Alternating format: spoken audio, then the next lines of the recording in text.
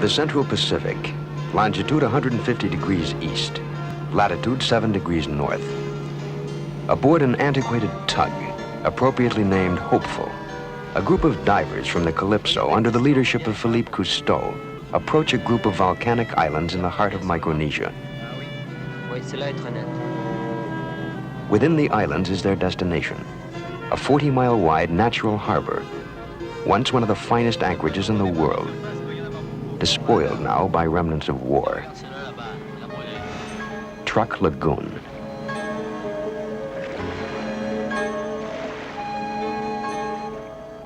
Philippe Cousteau. The wrecks grounded in the lagoon bore silent witness to an American bombing mission of World War II, more than 25 years ago. These weather-beaten relics were merely the prologue. There were over 30 Japanese warships lying on the bottom of the lagoon, and our assignment would be to dive and search for them.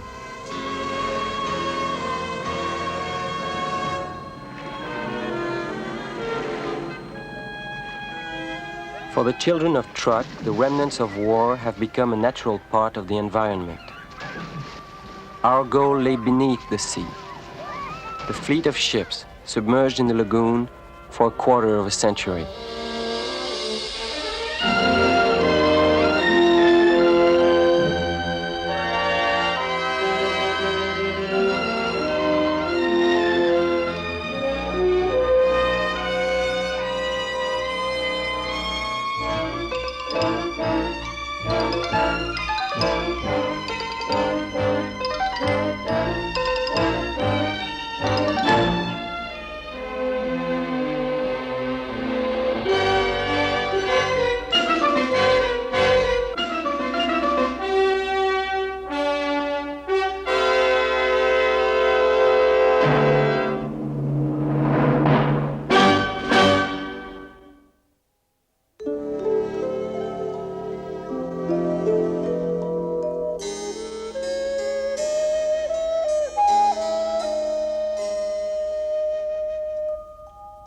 Truck, a tropical atoll on the eastern tip of the Caroline Islands.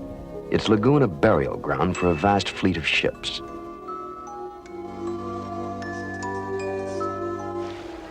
Entering the sheltered bay, Philippe Cousteau and his team from Calypso are confronted by a ghostly display.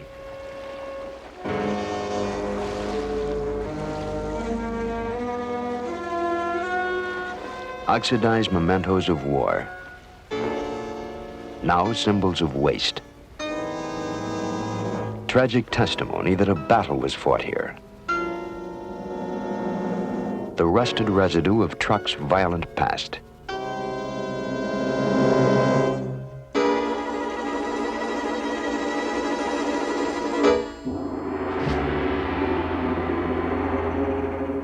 During World War II, Truck was home base for the combined fleet of the Japanese Imperial Navy. From the beginning of the war, its buildup was fast and efficient. Truck was the center of Japan's defense perimeter, not only the main staging area for its fleet, but also an important airbase. It was called the Gibraltar of the Pacific, and it was considered the strongest naval base in this part of the world since Pearl Harbor. Most of the fortifications were built for defense against a landing from the sea, but the Allied decision was to neutralize Truck by a concentrated air attack. On the morning of February 16th, 1944, the first strike. 70 American fighter planes. Initial objective, the airfields.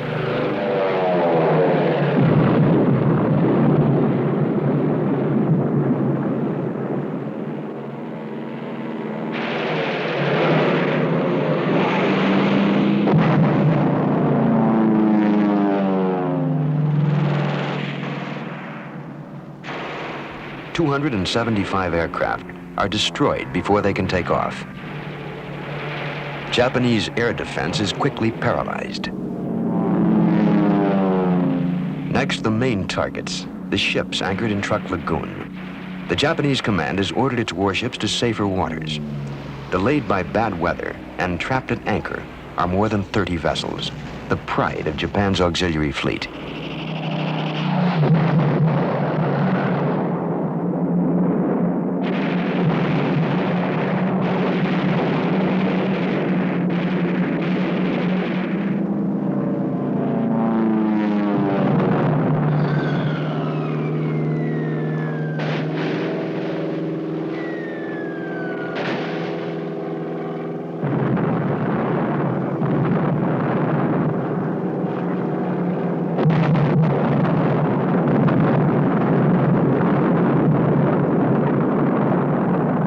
In 2 days, the lagoon is transformed from a naval fortress to a ship's graveyard.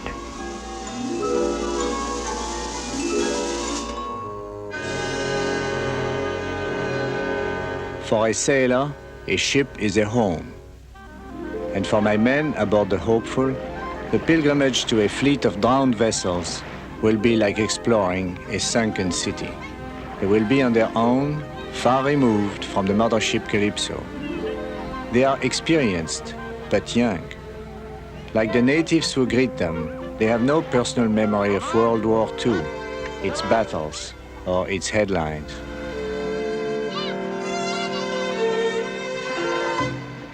Attendez, Armand, c'est sur l'épaule droite.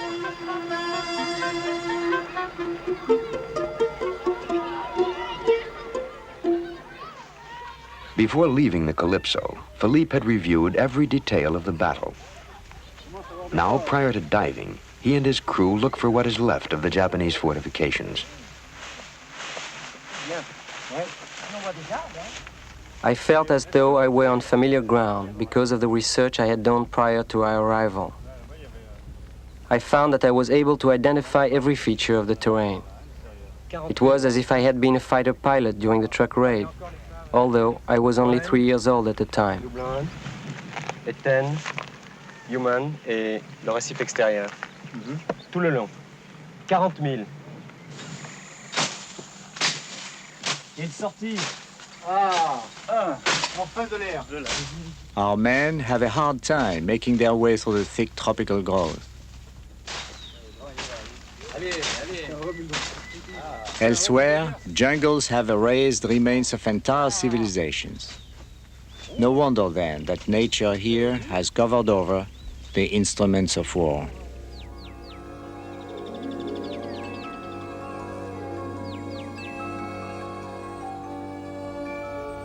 Bomb craters have been transformed into breeding pools.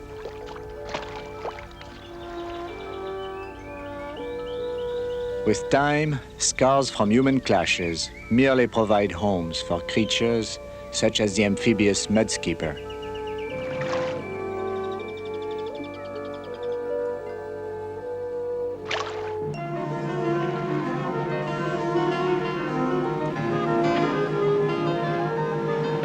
The mast of a sunken Japanese ship stands like a beacon, beckoning Cousteau's divers to their first sample of truck's hidden cargo.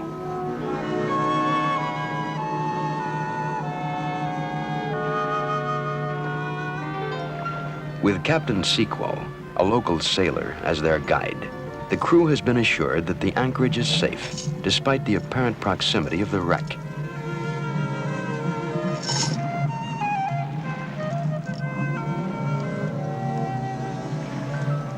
The sunken ship is clearly visible just below the Hopeful's bow. This first dive will be a shallow one. Chief diver Christian Bonacy has decided that he and his co-diver Dominique Sumian will not use aqualungs, but they will wear wet suits to protect them against cuts and bruises from poisonous fire coral, which abounds in these shallow waters. Philippe Cousteau, who will film all the underwater action during the truck expedition, checks out his camera with maintenance engineer Armand Davso. Christian and Dominique take with them their shark billies, a routine precaution in tropical waters.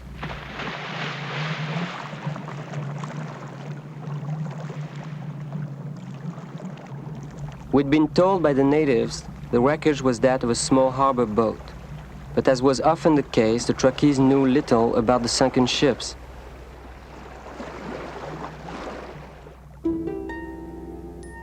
Instead of a small boat, what we found was an armed cargo ship of substantial size.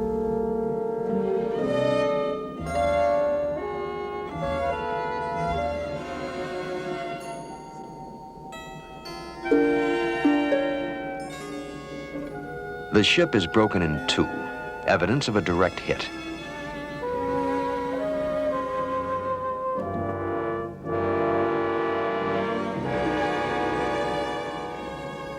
Christian and Dominique dive for 90 seconds at a time.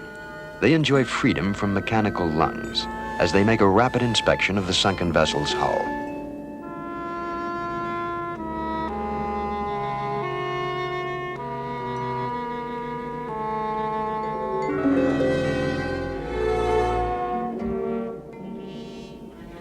On deck is heavy gear for handling freight, but there is no evidence of cargo on board.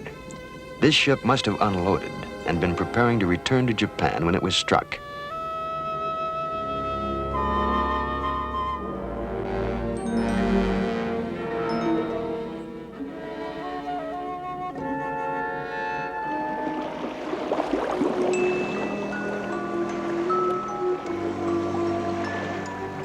There is other debris nearby. They have been informed by Captain Sequel that in this area of the lagoon, a downed aircraft may be found.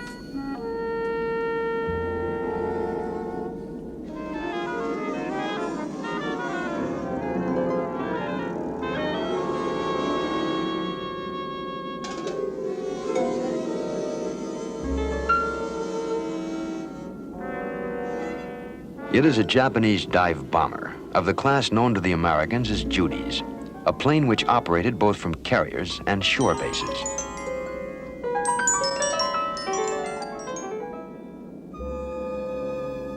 This bullet-riddled plane, shot down not far from the airstrip, was one of the few not caught on the ground.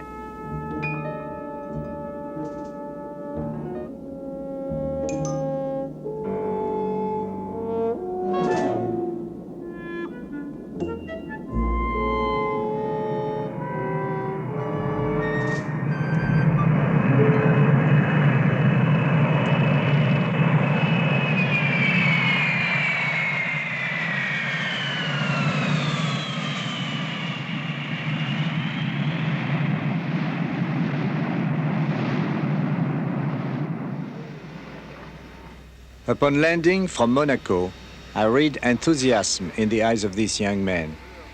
The same enthusiasm I felt 30 years ago when I made my first dive to a sunken ship. For us who dive, shipwrecks are adventure, mystery, human emotion. All the wrecks I had visited over the years were lonely victims. But here, in Truck Lagoon, was an entire fleet of wrecks with a story behind them. I was impatient to dive and see them for myself. Preparations for the first series of deep dives in Truck Lagoon are underway.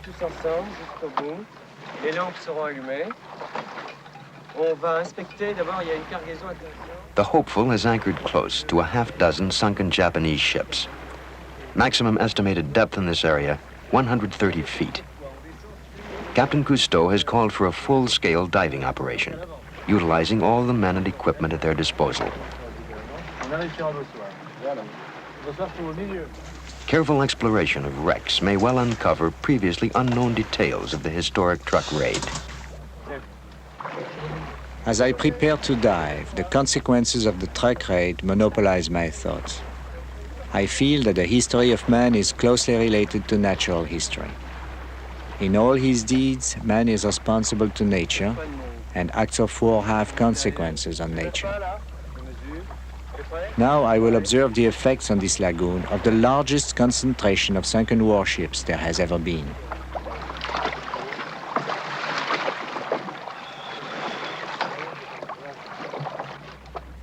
I taught Philip to dive when he was 4 years old. He saw things then with a child's eye. Now he retains that same fresh approach in his underwater filming.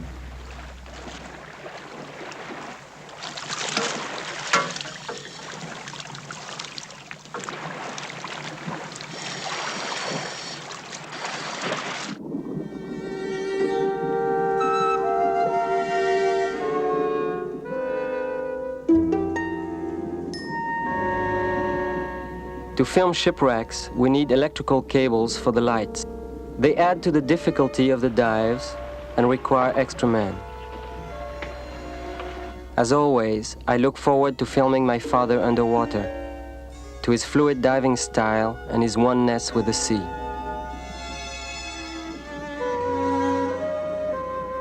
Moving over the starboard flank of a capsized ship, I search for a nameplate.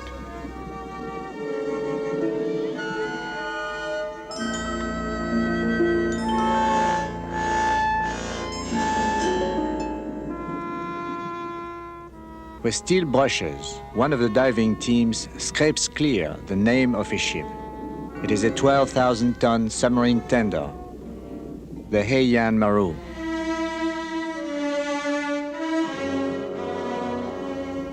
In 2 months' time, we will explore the wreckages of 8 armed vessels, 3 tankers, and 19 merchant Marus, 3/4 of the sunken fleet.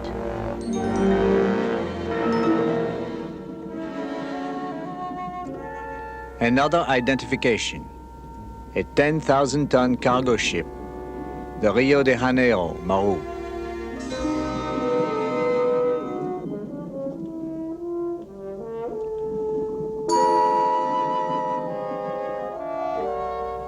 I am struck by a contrast. In the dry world above, fragmented structures loom in rusted ugliness.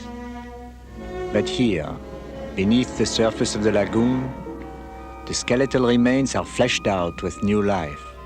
They blossom with myriads of creatures, like this gracious Antedon, a sea lily.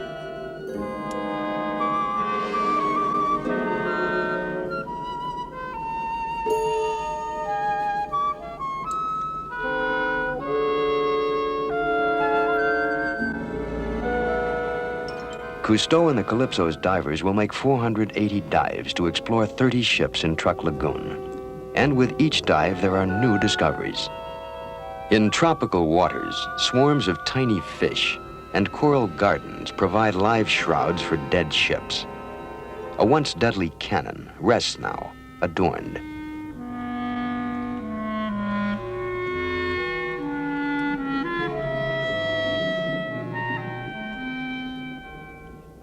Cousteau swims to the top of a ship's funnel, thickly encrusted with coral growth.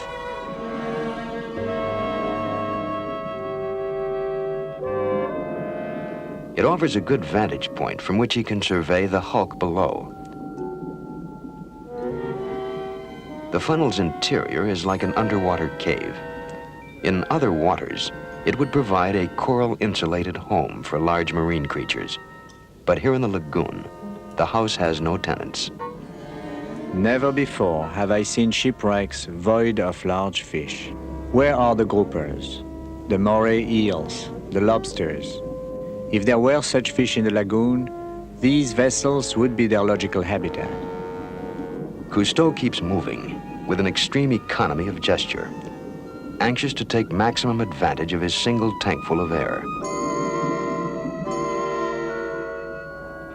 On the deck of a sunken cargo ship, a piece of land artillery, with its rubber tires showing little sign of decay.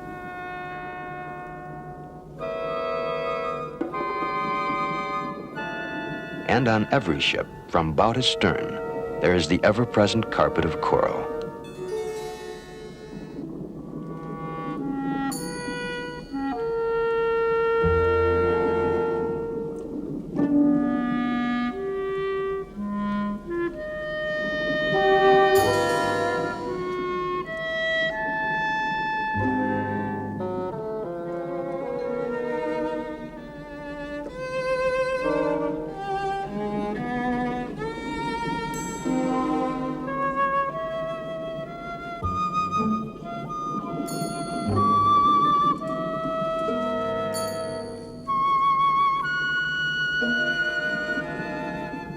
Coral does not grow on mud or sand.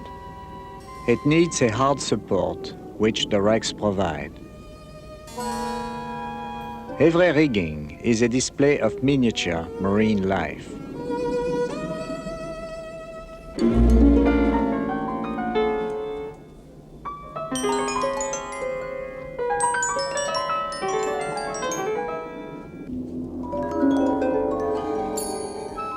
Although larger fish are absent, hives of tiny multi-hued fish move in and out of the stone floors, the sponges, the shells.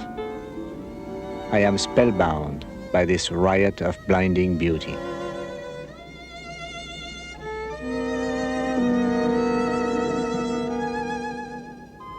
To move freely, effortlessly, in any direction is a luxury only the diver knows.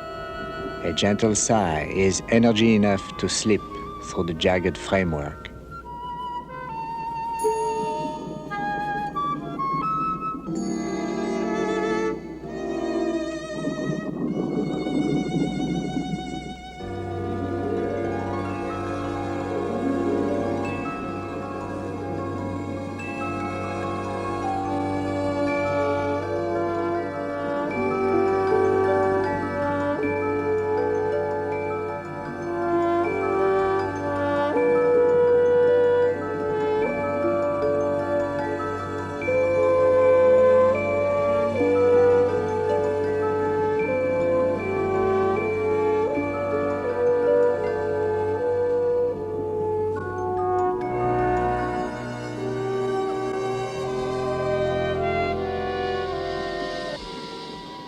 Further exploration suddenly yields an unexpected find in the northwest anchorage of the lagoon.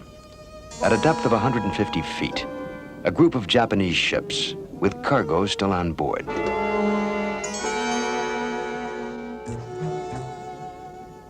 At such depths, divers may experience flights of fantasy. Perception is distorted, danger magnified.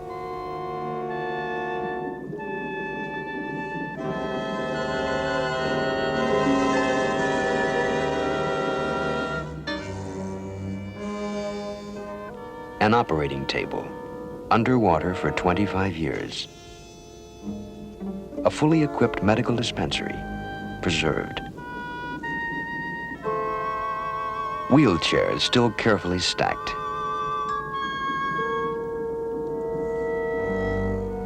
A gas mask, intact.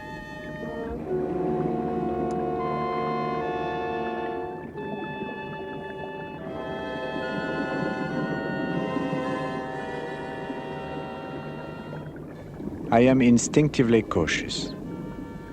On land, a roof is protection, but I am in the sea, where a ceiling over my head is a menace. One enters his own home directly, but on the threshold of submerged quarters, a diver always hesitates before entering, and then swims only a few feet at a time. An officer's quarters, empty, except for a chest. A wooden chest. Its lacquer, now black, has protected it against decay.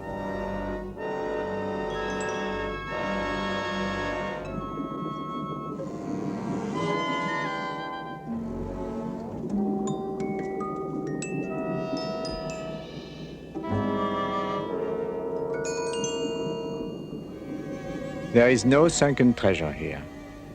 Merely a handful of penny coins, worthless now. Symbolic, perhaps, of the true benefit mankind might expect from war.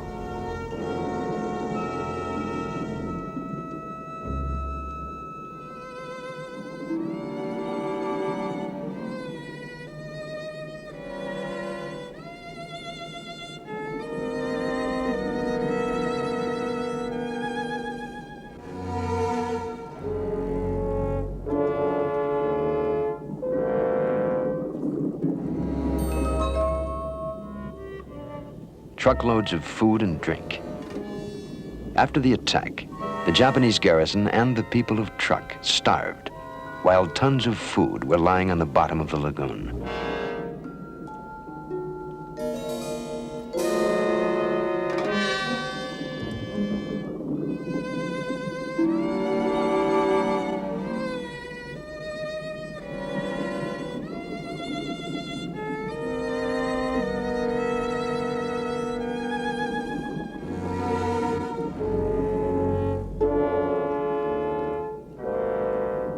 The officer's mess is barren. What remains here is buried in a thick layer of mud. From the silt, I extract deer antlers. In Japanese mythology, antlers are said to be messengers of God, traditionally held by one of the 7 wise men. There is no wisdom here.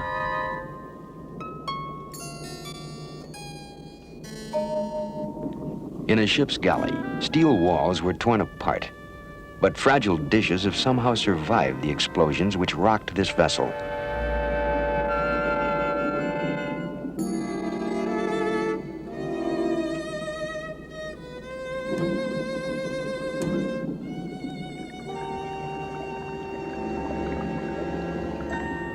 Out of the confines, a brief moment of relief in open water.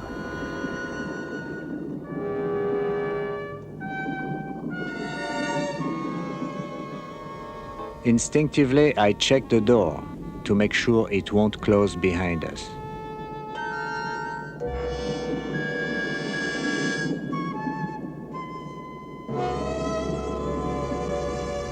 I have been bothered throughout these dives by the strange absence of large fish. Now I begin to suspect why. These are explosives, and explosions kill fish. I would soon learn that the wartime stockpiles of ammunition on the islands had been pilfered. Dynamite fishing had practically eliminated fish that take 20 or 30 years to grow. Another legacy of war.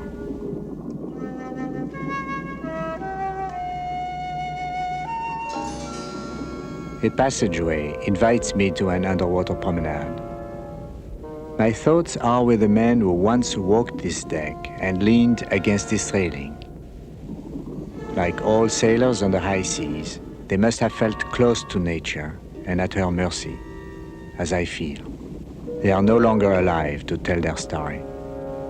I feel now compelled to investigate further their fate. We would dive in the lagoon, deeper than we had dared before.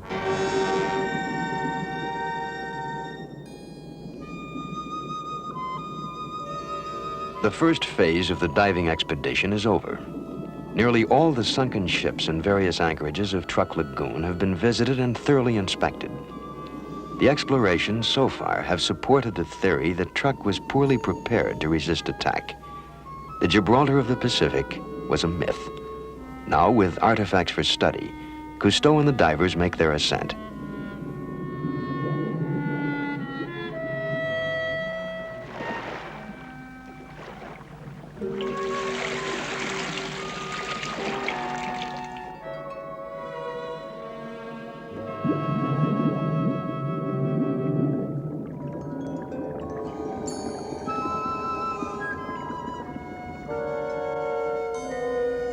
It is rare to find diversion during decompression periods, but once in a while we are given a special treat. Jellyfish come to visit. Among the most primitive creatures of the sea, they are also among the most graceful.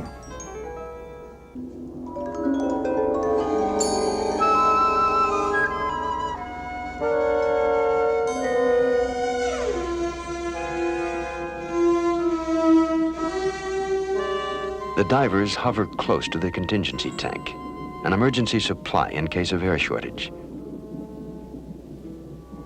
Decompression time is up. The playful pilotfish will soon have to seek new underwater companions.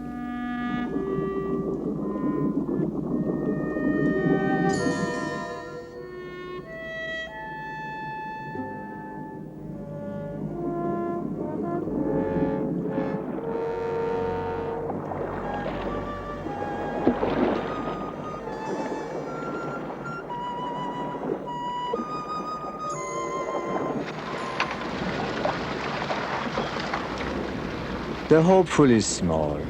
It is not very glamorous, but it is floating and it is alive.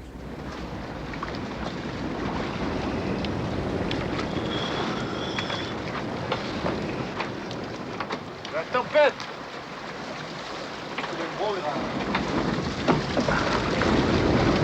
La pluie, hein? C'est la tempête! La tempête.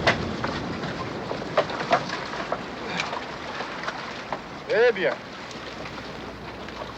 The divers will now compare their impressions. It has become clear that the two-day tragedy of Truk has had far-reaching consequences. The undersea environment is still damaged, and it may take several generations before the lagoon recovers, if ever. Yet for the men, there is the exhilaration of meaningful dives.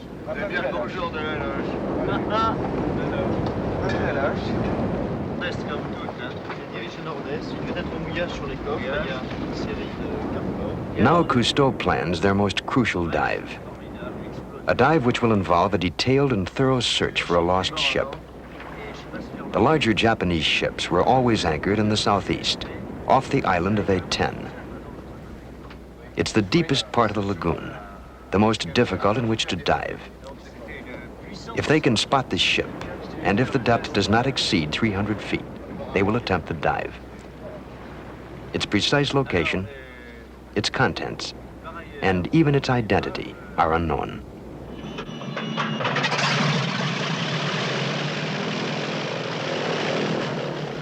An aerial survey is undertaken to evaluate diving conditions off E14 anchorage. The crew will also look for oil slicks and other visual clues which might expose the position of the target vessel.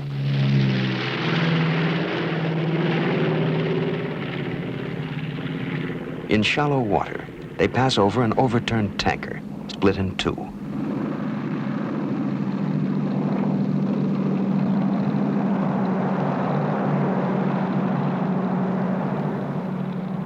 The southeastern anchorage is void of any evidence of the wreckage, said to be at its bottom.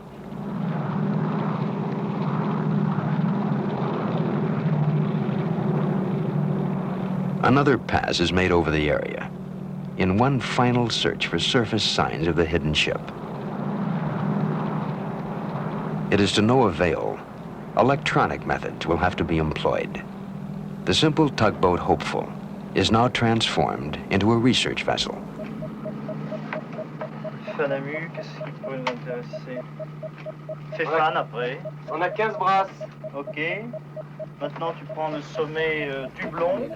The compass sightings are transferred to the map. The landmarks establish position. 156. Ça colle avec ce que tu as. 156. Sonar soundings will register if they pass over a wreck. Ok, midship, Zek. On a le même petit écho là, le même que celui-ci. Nous repassons sur le profil de tout à l'heure. J'ai bien l'impression que c'est l'épave. Oui. Le fond monte encore. 200, Zek. 20 brasses maintenant. The sonar scope registers a large object lying ahead on the floor of the lagoon, within 200 yards of the Hopeful. On a 22 brasses. On va faire un point, on doit t'approcher des pas maintenant. Zeke, you go 180. 180. They chart the course that will bring them directly above the wreck. On a eu 17 brasses. They've found it. Depth close to 300 feet. A deep dive, but within acceptable range. A marker is dropped. According to sonar, the object below is a large mass of varying heights, a strong indication that there is indeed a shipwreck off E14, unseen and untouched for 25 years.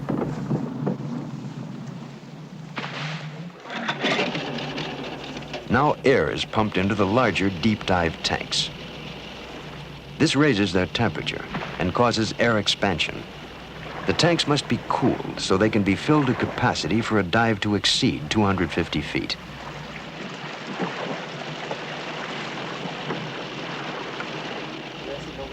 Even on board the Calypso, a dive like this would present problems. On board the Hopeful, without an emergency decompression chamber, our technical facilities are barely adequate. But at least we have our latest regulators, which will allow easier breathing at great depth. And the larger high-pressure tanks will increase the depth range of the dive. Tiens, fais un petit essai.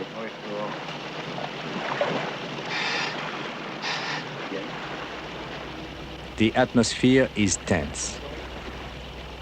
Words are few.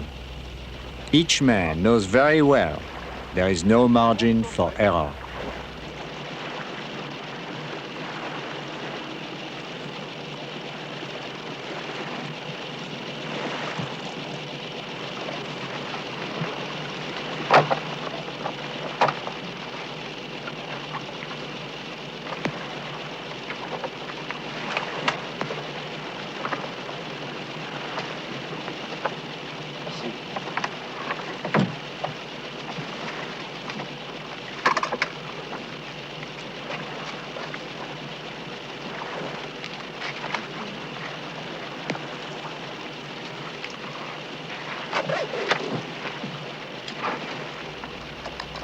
Our men wear a depth gauge on one wrist and a watch on the other. Two vital references for the deep divers. Ça nous fait une plongée. Alors on se fera porter au palier l'ardoise pour donner les temps exacts. Philippe Cousteau reviews the standard decompression charts with chief diver Christian Bonacy. They must be memorized because a decompression error can result in permanent injury, even death. At 250 feet, the divers will enter the realm of nitrogen narcosis. It is called rapture of the deep, and it will impair their judgment. Under such conditions, confusion must be avoided at all cost. So that a diver in trouble can be instantly identified, the aqualungs are initialed. The divers are now ready to go. Philippe Cousteau, who will film this carefully planned dive, makes a last-minute check of his equipment with Armand Davso, the man who built his camera. Vraiment étonné qu'on ait un problème quelconque aujourd'hui. Okay. And now Philippe, too, is ready to go.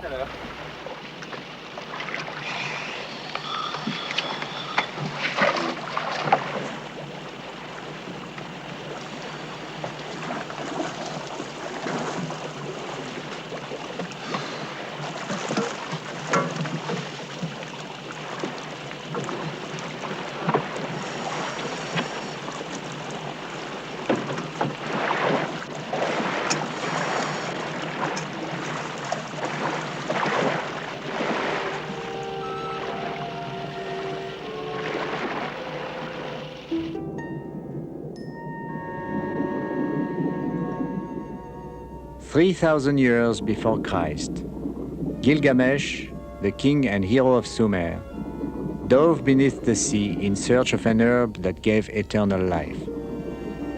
He was the first to be obsessed by the unknown. He would not be the last."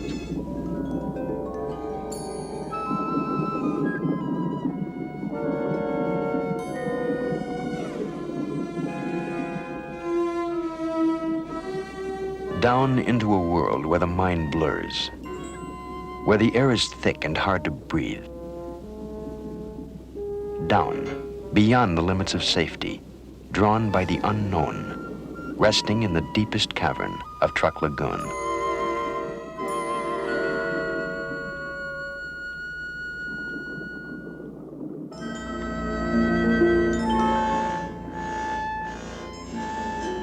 Depth 215 feet.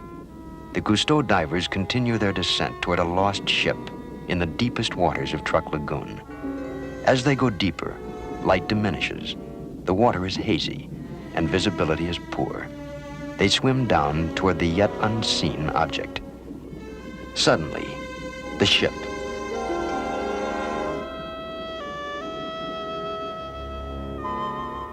Anti-aircraft guns, aimed up toward the sky, testify to sailors who continued to fight while the ship was sinking. I empty my lungs to sink further. I feel at ease, suddenly lightheaded. I know this is the first sign of nitrogen narcosis. Amidship, Christian finds an entry.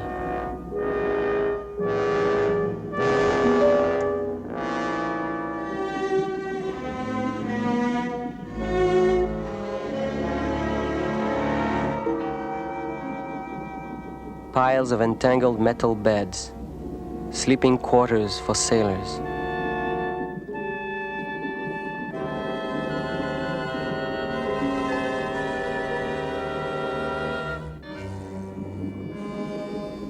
Depth, 280 feet. Another opening. A watertight compartment, crushed by outside pressure. There could have been no survivors. Christian takes the lamp. Dominique will remain here to clear the cable and keep watch.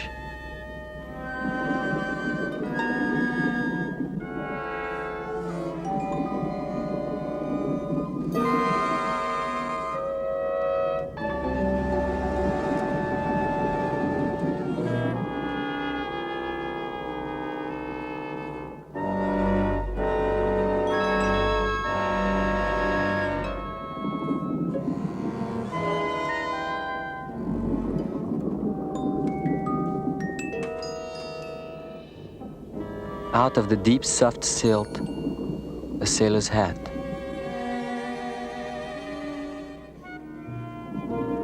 I feel blinded, disoriented. Christian's lamp is barely visible. Nervously, I move close to the glow. The lamp's cable is my only link to the exit.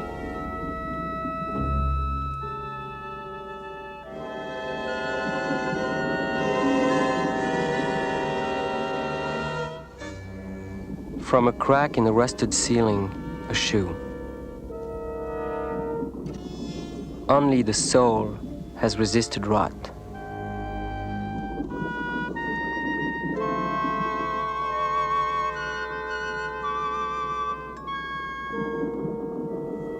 A still folded blanket, intact after 25 years. It's impossible.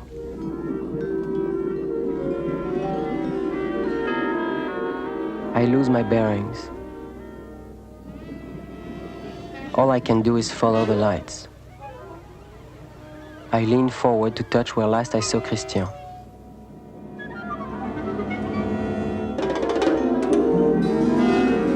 I keep the camera rolling. And suddenly, a vision of hell.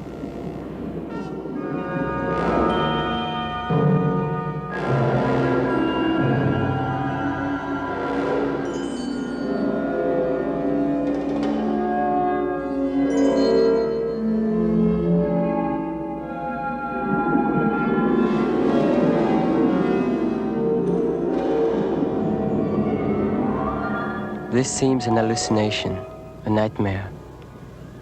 But Christian is real.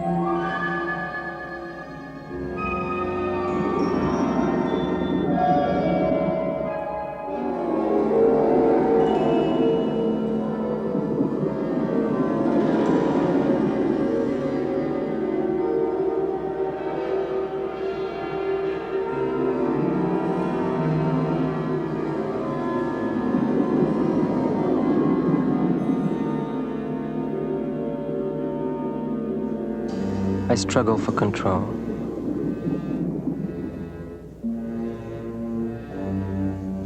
I feel something fall at my feet. And then, as if a hand had reached out to stop my retreat, I am held back. I fight it off. Christian looks at me now, sensing my anguish. He too is shaken, and he points, indicating the exit.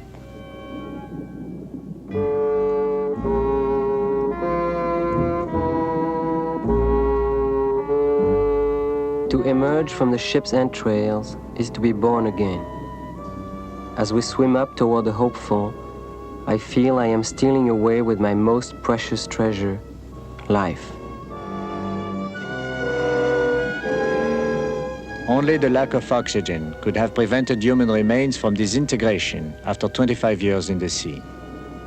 Truck Lagoon presents a mysterious blending of life and death.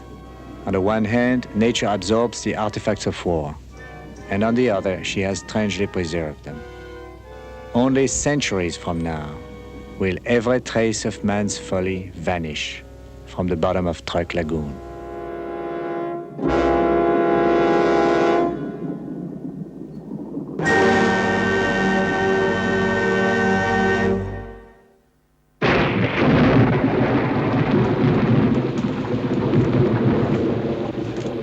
Two months after their arrival, the truck expedition team departs.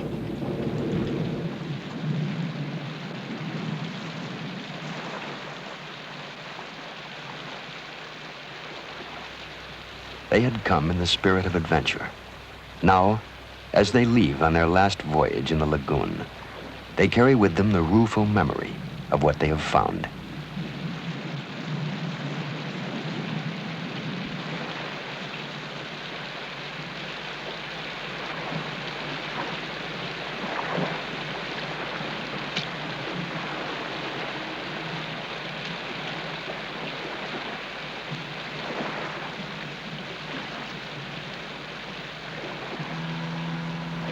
The issues of war evolve eventually into nothingness, but the consequences of war persist.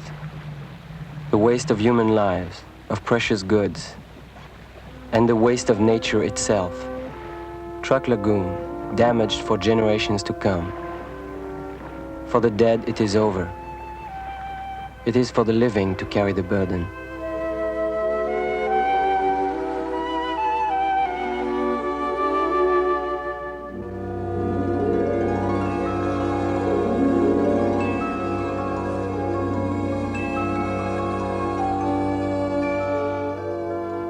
In the beginning, war was the business of the chosen ones, gods and kings. The common man helplessly endured it like a plague. For millennia, war has had the inevitability of Greek tragedy. But today, individual men are concerned not merely with the consequences of war, but with the choices that lead to war or peace. And with this new awareness comes hope. As the prophetic poet John Donne wrote in 1623, "Every man is a piece of the continent, a part of the main. Any man's death diminishes me because I am involved in mankind."